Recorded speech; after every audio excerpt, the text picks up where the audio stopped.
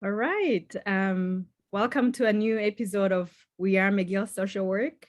We have an exciting person sitting with us today, Professor Trocmé, who's the director of the School of Social Work.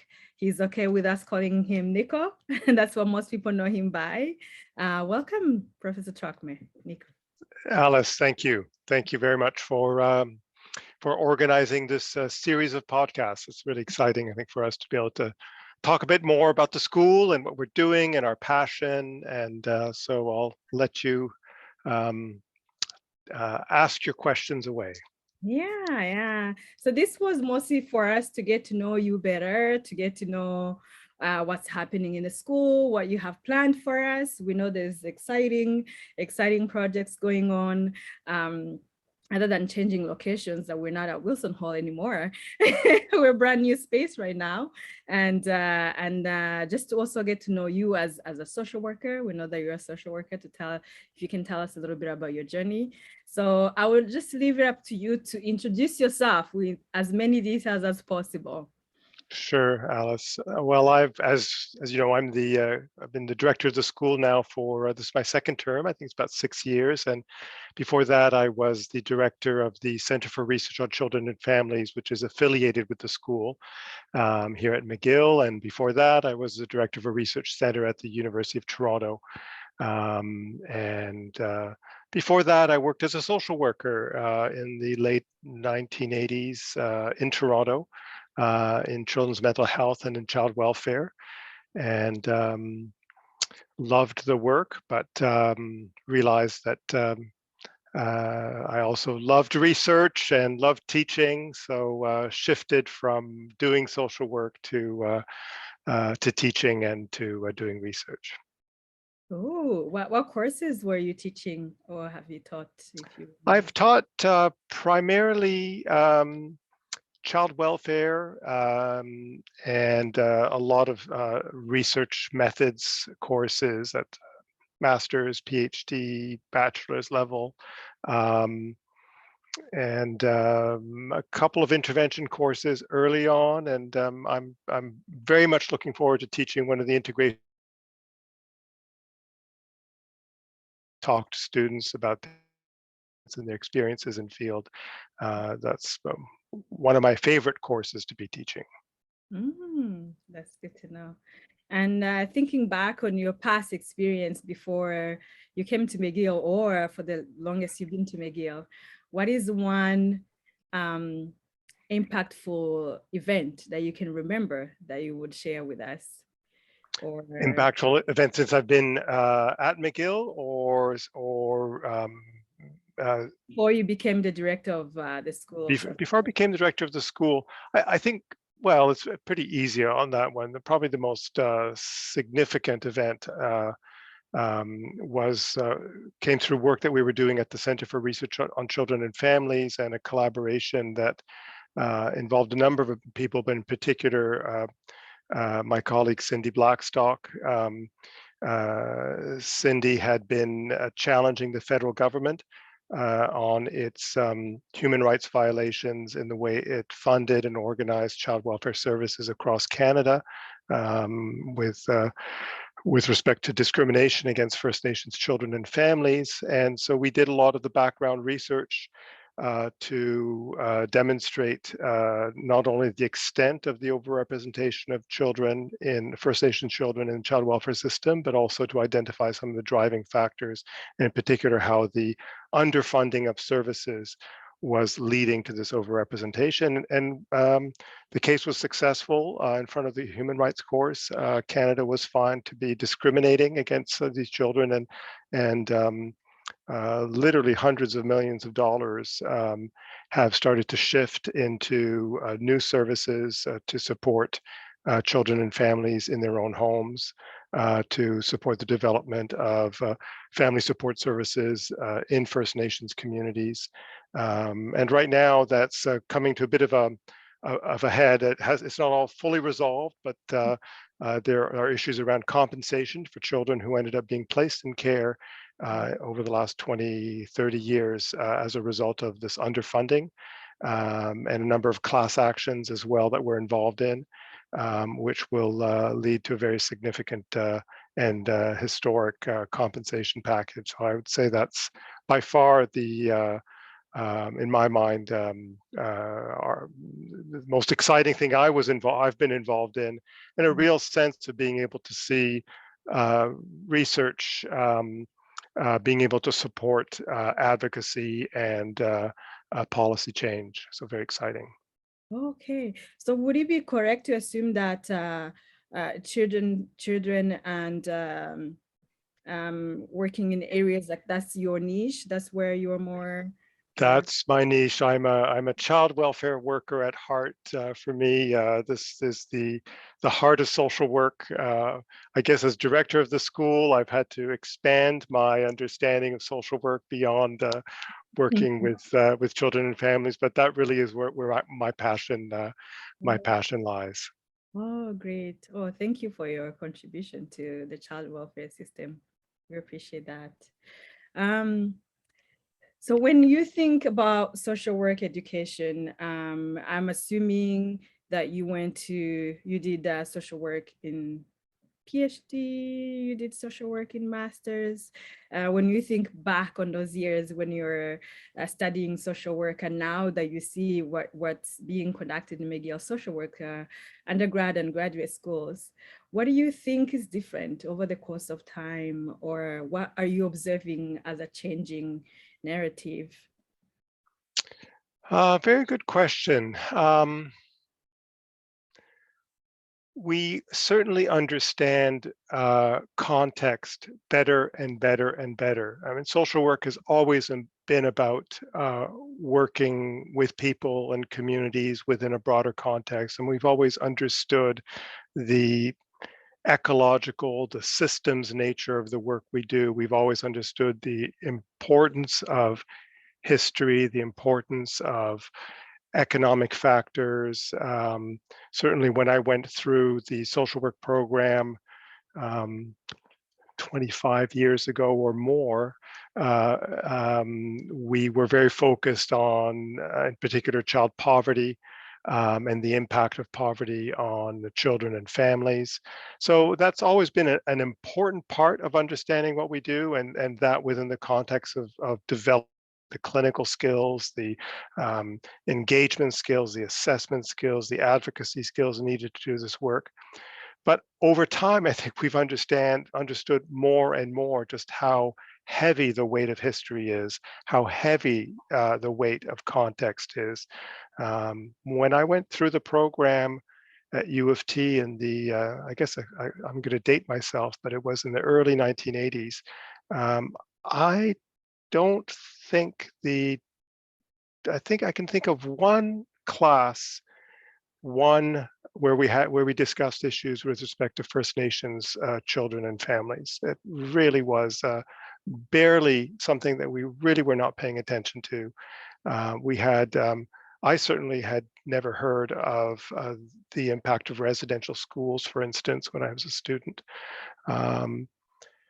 Being in Toronto, I think we were aware of some of the experiences of racialized communities, but there again, it was at a very beginning stage. I know we didn't fully understand the extent of the history and also the extent of kind of the current lived experience of, in my case, of children and youth and families.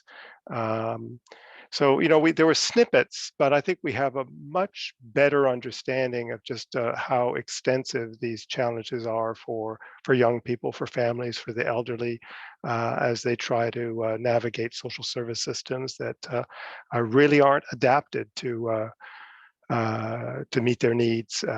So yeah, so not a fundamental change, but Right. I think we understand far more than we did before, and I think it has shifted our approaches to practice. Yeah, I think when we look at the history of social work and how it has progressed over the years, we're grateful for the insights, for the attention that the profession is paying to to different people of different origins and the context of what's happening in families, like you're saying. So yeah, it's good. It's interesting to see how we're progressing towards understanding better our society. And now, McGill School of Social Work. What have you observed as for the time that you have been at the School of Social Work? What have you observed as changing, or what's the exciting thing that is happening? Well, certainly the probably the most significant change at the school has been since I came to the school. So I've been at the school for 15 or 16 years. Has been like any program, renewal in the teaching faculty. We have a really exciting group of young faculty who've come in over the last 5-6 years, and so that that change, a much more diverse faculty, more racialized faculty. I think we're really one of the leading schools in terms of the strong leadership from First Nations faculty. The Indigenous Access McGill program is really an exceptional one. So it's a very different group of faculty around the table now than was at the time.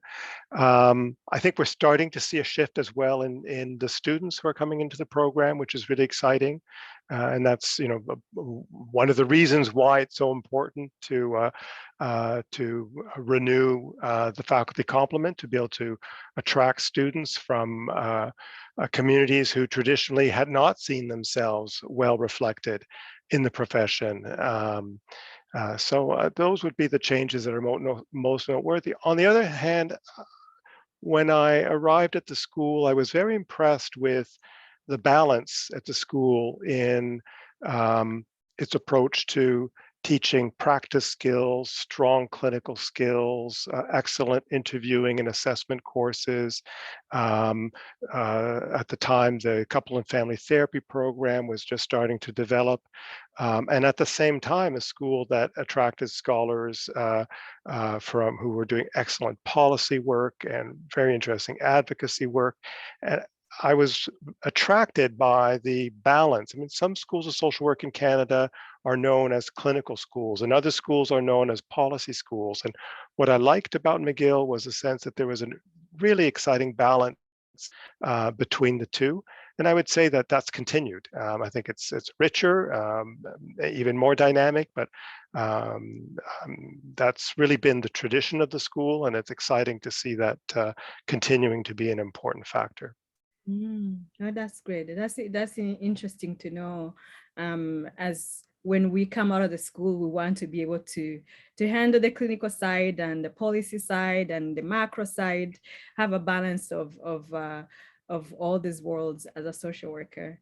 So now you're saying that the School of Social Work is one of the leading faculties towards McGill. We know that McGill is a big institution with so many programs and departments. Is there anything that the school is doing to incite other departments and faculties to hire more diverse faculty to do the things that the School of Social Work is doing?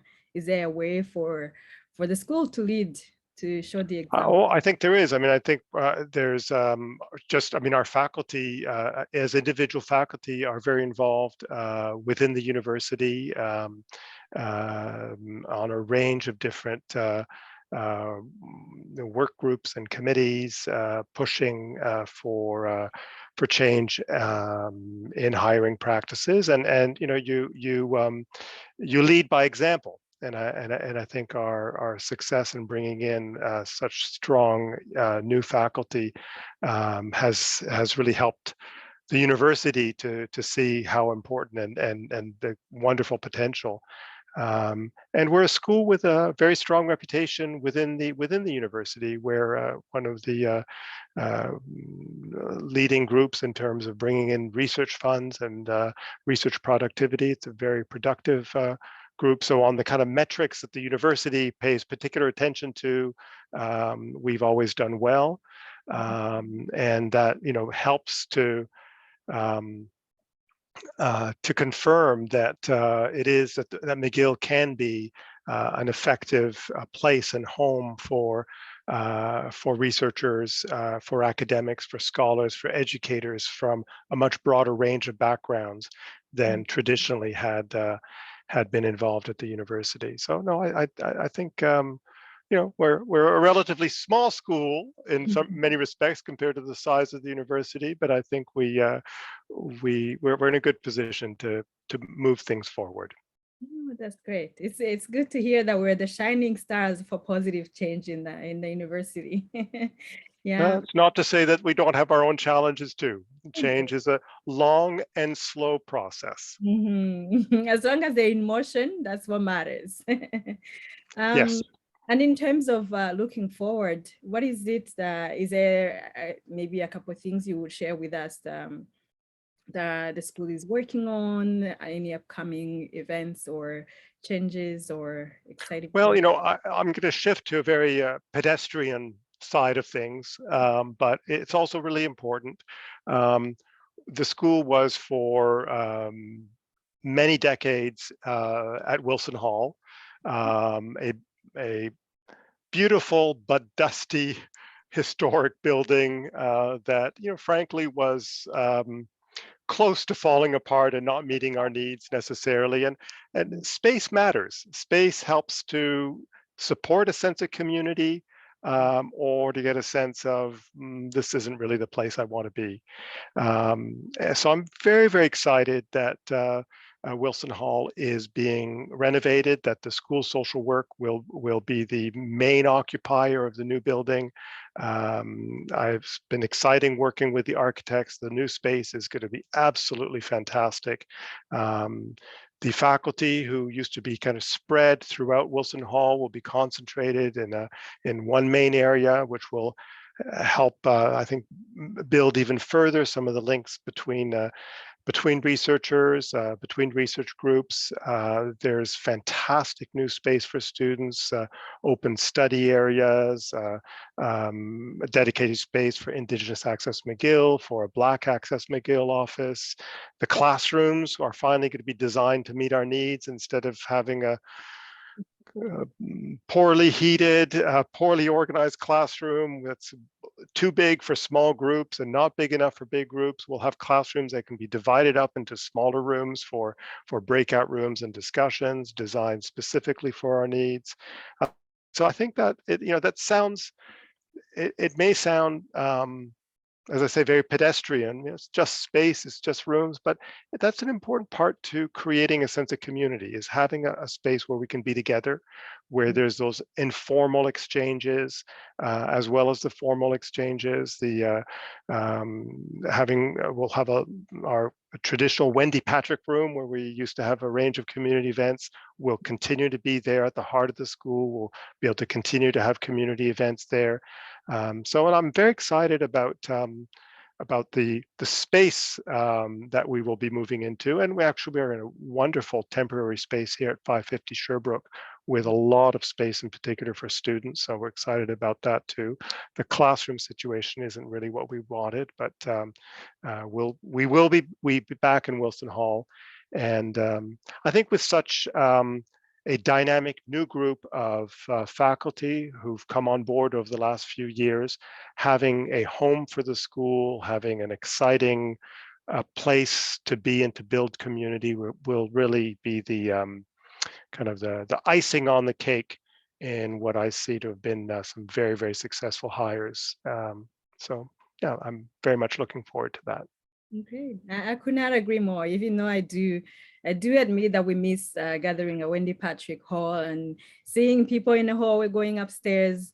We're happy that we're not gonna fear for our safety going downstairs. No, or worry too much about what you're breathing. Yeah, no, I think we had this was long overdue, and I'm thrilled that the university is putting such a priority on supporting the school. So I'm very thankful. Yes, definitely. Yeah, we're looking forward to the reopening of Wilson Hall revamped 2.0. 2.0. Yes. And in the meantime, please come by and pull up a chair at one of our many study carols at 550 Sherbrooke. Great place to work, great place to bump into faculty and other students. So we've got a nice temporary home in the meantime. Yes, definitely. I agree. So in terms of, I know you just shared with us what's happening, what's coming up, but what is it that you would wish to see happen that maybe is not in the works yet? What are your dreams for the School of Social Work at McGill as Nico? Well, I think building again on the tradition of the school, finding that balance between practice and policy, between clinical work and advocacy work. I think we could push that further. And one of the things that's always struck me as being unique about social work in Montreal is that Montreal is a city with an incredible history in terms of the history of social work and social welfare. On one hand, Montreal within Quebec. Quebec is the province and the area in North America with the leading social security and social safety system. We have more services and more supports for children and families, for immigrants than really any other place in North America. There's a depth of commitment to the sense of being a citizen, to the entitlement of citizens to receive services. So there's this long tradition of understanding the state as having a responsibility to support families, to support communities, to support people who may be facing a range of challenges. On the other hand, as impressive as that is, and as that tradition is, it is a big bureaucracy. And there are times where that bureaucracy needs some pushing and maybe isn't as responsive as it needs to be. So what's interesting with Montreal is while it has this tradition of state-funded services, it also has a long tradition of community-based NGOs, more in that kind of Anglo tradition of voluntary services, voluntary organizations. Some of the organizations that I've had the pleasure to work with, the Black Community Association, Côte des Neiges, for instance, it goes back decades and decades. I mean, you feel the history of some of these organizations in a way that's a little different from the francophone view of the state as providing all the answers to things. So we kind of have this combination of this Anglo-Saxon tradition of community-based services, voluntary services, but also this kind of French continental European commitment to understanding that the state has responsibility to look after people. So I think that's quite unique, having both those approaches to social services and to social work. And for the school, I think we're in an incredible position to really shine light on both of those traditions and help move them forward.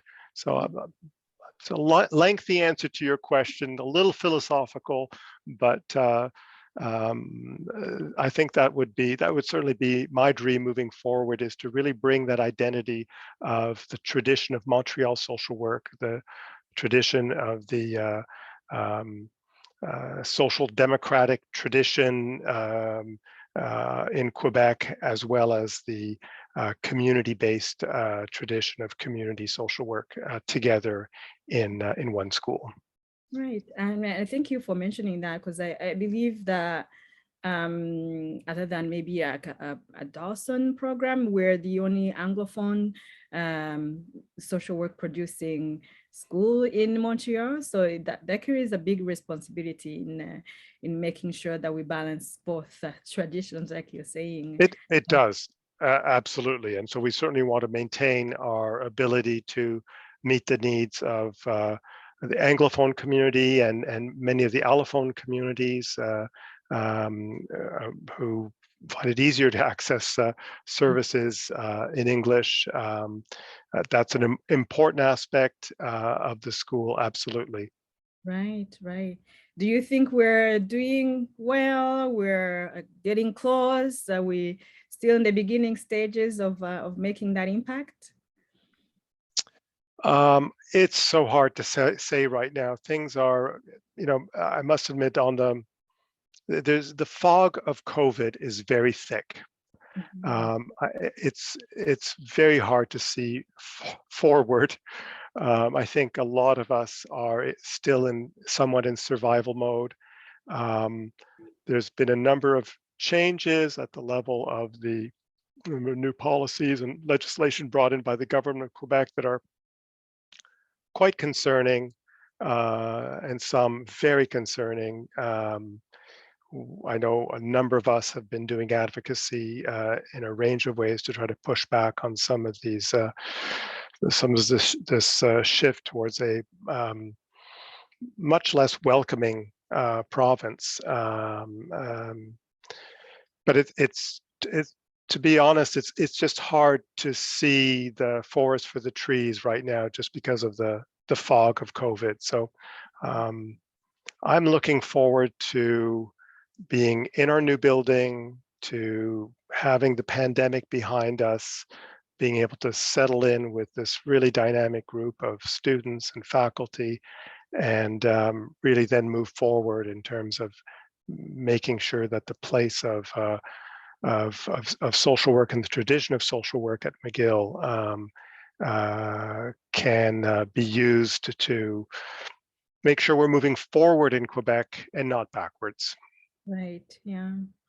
Speaking of COVID-19, the big elephant in the room everywhere right now. Everywhere we try to move forward, and there's new things coming up with the pandemic. I have a two-part question in terms of COVID. How do you think, given that Quebec was one of the most severely hit provinces by COVID-19, especially in the early days, and social work, we're in a helping profession. Most of our graduates and students are going to be working with people. We're in the hospitals, we're in CHSLDs, we're in nonprofit organizations, in schools, you name it, we're there. How do you think the School of Social Work, or the population in the School of Social Work, intervened one way or another during the pandemic? And then after that, how do you think the school was able to meet that challenge in delivering education for the students, for the staff? I believe Wilson was just about to move, and it didn't move because of that. And how did you navigate the pandemic? Well, the first part of the question is a tough one, and I'm not sure that I have an answer to that question. The focus, understandably, initially in response to the pandemic was very much on the health side of health and social services. And there's been, certainly over the last decade in particular, it's been increasingly difficult for the social service side, in that large machine of the health and social service system, to have the leadership role that it really needs to have. So I can't say that it's been clear to me throughout the pandemic how well we have managed the social service side in response to it. It seems that the white coat of health always seems to take precedence over thinking about many of the other aspects of financial strain, of dislocation, the impact of on children, of not being able to get to school. I mean, Quebec certainly was one of the leading provinces in getting children back to school faster. The traumatic impact of the anxiety, the caring, the burden of caring, the burden on parents and caregivers in managing the situation. The mental health side has been secondary, understandably so to a certain extent, to the public health, to the to the mask wearing, to the vaccines. But after the vaccines and after the mask wearing, there's a complex set of social factors that also need to be met with clarity, with a lot more energy than I think we've been able to put in. It's been hard for social work to position itself there, and I don't know that we've pushed enough either. On your first part of your question, I'm not sure. I wish that we had more impact in ensuring that the needs of communities and vulnerable people were taken into consideration more systematically. I think in terms of our day-to-day reality as a school and as a university, in terms of our programs, we've given the infrastructure that we're working with, which is what it is. The university infrastructure in terms of space, in terms of classrooms, in terms of equipment, be it at McGill or right across the province, is in sad shape. And so this kind of crisis only brings to the fore some of the limits of an underfunded educational system. So I think, given all of that, I think people have been as flexible as they can be. I think they've adapted well. I was very impressed with how quickly people were able to shift from in-person teaching to a whole new technology. Not perfect, not ideal, but I never in my wildest dreams could have imagined ahead of time that we could shift our teaching models so quickly, and not perfectly, but nevertheless well enough. Field practice settings, we're able to shift to many of them to online or a mix of online. Amazing collaboration at that level. I was very impressed with how the university, how the school, how instructors, how field instructors, and how students adapted to a very, very difficult situation. Yeah. So for our students, speaking for myself, I feel like we regard you as the head of our school, as our leader, and we would like to think that you have us in our thoughts, and then believe in everything that you take on. You think of us. What would you like to say to us as, say, for example, the graduating class or the incoming class or the ones that are transitioning from COVID to now? What's your message to the students of the school? I have the pleasure of speaking to the graduating class every year, and I think a lot about my message. Students come in with a deep commitment to caring and to social justice, and so the first thing I would say is it's absolutely essential that passion that you brought to the school remains the foundation of your careers. This is why students choose social work, because they care, because they want to help people, because they're committed to social justice.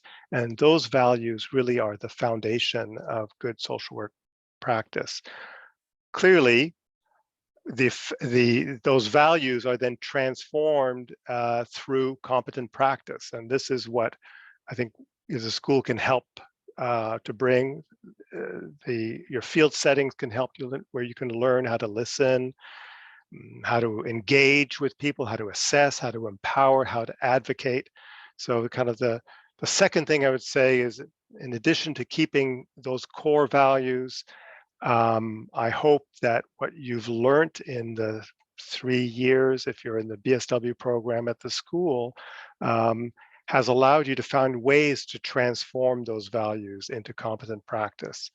And a third thing that I think we emphasize a lot, and I hope people can keep with them moving forward, is that competent practice good values, commitment to social justice just go so far.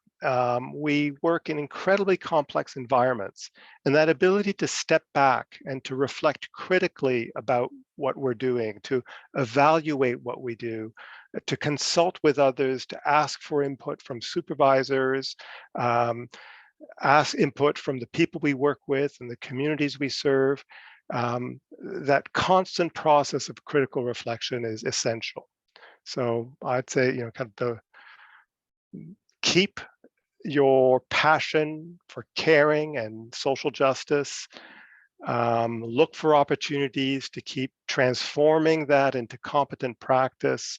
Take the time to step back and reflect critically on your own practice and to seek input from others, and in particular from the people and communities that we serve.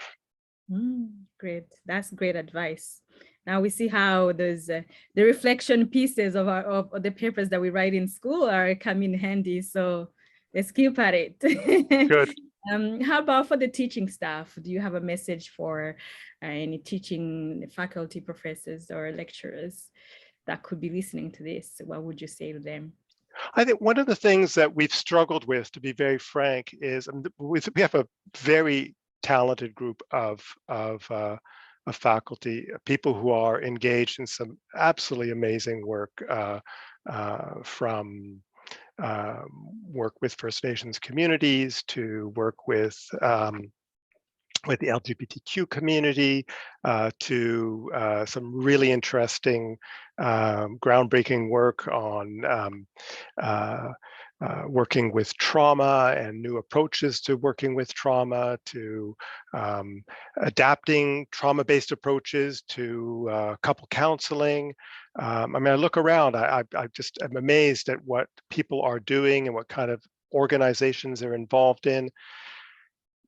But because of the nature of the university and the university environment, there are times where, what we do through our research and scholarship and community work doesn't necessarily always translate in the classroom. Students aren't, where our colleagues are very busy, they move from one thing to the next, and it sometimes isn't easy to bring some of the students into the projects that we're doing. We walk into the class, we've got a curriculum to deliver, we have a syllabus to deliver, you kind of put your teaching hat on and your advocacy hat, your research hat, your scholarship hat, you take it off. So I'd say, the message I would give to my colleagues is, let's keep working on making sure that the fabulous work that people are doing as researchers, as advocates, is also being translated in the classroom, and that we maximize the opportunities for students to hear about and to engage in some of the work that we're doing outside of the classroom. Well, if I may say so myself, that's why we're here for this conversation. That's why this initiative was absolutely, Alice. For, yes. for people to meet with me and tell us about all those things that they're doing, so we don't just see them on Zoom these days or in the classroom for half an hour or three, because we know that our profession is much more than the teaching or delivery of the syllabus, and we know that our teaching body, they have amazing things and skills that they could share with us outside of the classroom. And now we have technology to make it happen safely. So why not? Exactly. This is such a great initiative, Alice. Thank you very, very much. Okay.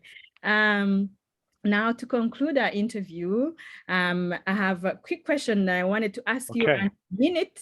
If you can tell me, because you're a social worker, I'm trying to be one as well.